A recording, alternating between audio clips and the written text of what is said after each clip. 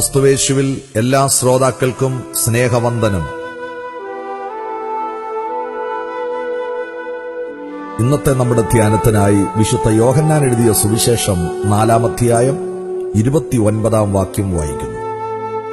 ഞാൻ ചെയ്തിട്ടുള്ളതെല്ലാം എന്നോട് പറഞ്ഞ ഒരു മനുഷ്യനെ വന്ന് കാണുവീൻ, അവൻ ഒരുപക്ഷെ ക്രിസ്തു ആയിരിക്കുമോ എന്ന് പറഞ്ഞു.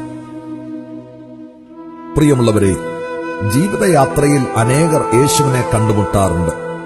അതിനെ ജീവിതത്തിലെ ഒരവിസ്മരണീയ സംഭവമായി മാത്രം കണക്കാക്കിക്കൊണ്ട് ചിലർ യാത്ര തുടരുന്നു. മറ്റു ചിലർ തങ്ങൾക്ക് സഭയിലും സമൂഹത്തിലുമുള്ള സ്ഥാനമാനങ്ങൾക്ക് ക്ഷതമേൽക്കുമെന്ന് കരുതി ആരോടും അതിനെക്കുറിച്ച് പറയാറില്ല. വേറെ ചിലർ യേശുവിന്റെ സ്നേഹത്തിൽ അലിഞ്ഞു ചേർന്ന് അത്യാനന്ദത്തോടെ തങ്ങൾക്ക് നേരിടാവുന്ന ഭവിഷ്യത്തുകളെ ഭയപ്പെടാതെ തങ്ങൾ കണ്ടുമുട്ടിയ യേശുവിങ്കലേക്ക് എല്ലാവരെയും ക്ഷണിക്കുന്നു. സുഖാറിലെ യാക്കോബിന്റെ കിണറ്റിനരികെ വെച്ച് യേശുവിനെ കണ്ടുമുട്ടിയ ശമരിയക്കാരി സ്ത്രീ അവസാന വിഭാഗത്തിൽ പെടുന്നവളാണ്. യഹൂദന്മാർക്കും ശമരിയർക്കുമിടയിൽ 400 വർഷങ്ങളായി നിലനിൽക്കുന്ന സ്പർദ്ധയുടെയും ശത്രുതയുടെയും നടുവിലാണ് യേശു അവളുമായി സംഭാഷണത്തിലേർപ്പെടുന്നത്. അവളുടെ കഴിഞ്ഞകാല ജീവിതത്തിന്റെയും ഇപ്പോൾ നയിക്കുന്ന ജീവിതത്തിന്റെയും പാളിച്ചകൾ കർത്താവ് അവളെ ചൂണ്ടിക്കാട്ടിയപ്പോൾ ജീവിതത്തിൽ വന്നുപോയ പാപങ്ങൾ അവൾ കർത്താവിനോട് സമ്മതിച്ചു.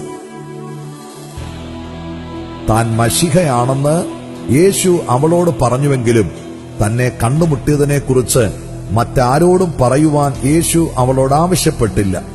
കർത്താവ് കൂടുതൽ എന്തെങ്കിലും പറയുവാനായി കാത്തു നിൽക്കാതെ അവൾ താൻ വെള്ളം കൊണ്ടുപോകുവാനായി കരുതിയിരുന്ന പാത്രം ആ കിണറ്റിനരികെ ഉപേക്ഷിച്ചിട്ട് തന്നെ തേടി വന്ന യേശുവിനെക്കുറിച്ച് തന്റെ പട്ടണക്കാരെ അറിയിക്കുവാൻ അവൾ പട്ടണത്തിലേക്ക് ഓടി. വന്ന് കാണുവീൻ, അവൾ വിളിച്ചു പറഞ്ഞു.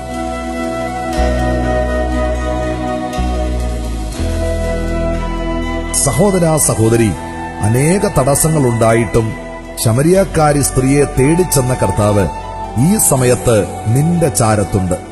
അവന്റെ മൃദുസ്വരം നിന്റെ പാപങ്ങൾ ചൂണ്ടിക്കാണിക്കുമ്പോൾ നിന്റെ കഴിഞ്ഞകാല ജീവിതത്തെക്കുറിച്ച് അനുതപിക്കുവാൻ നിനക്ക് കഴിയുമോ?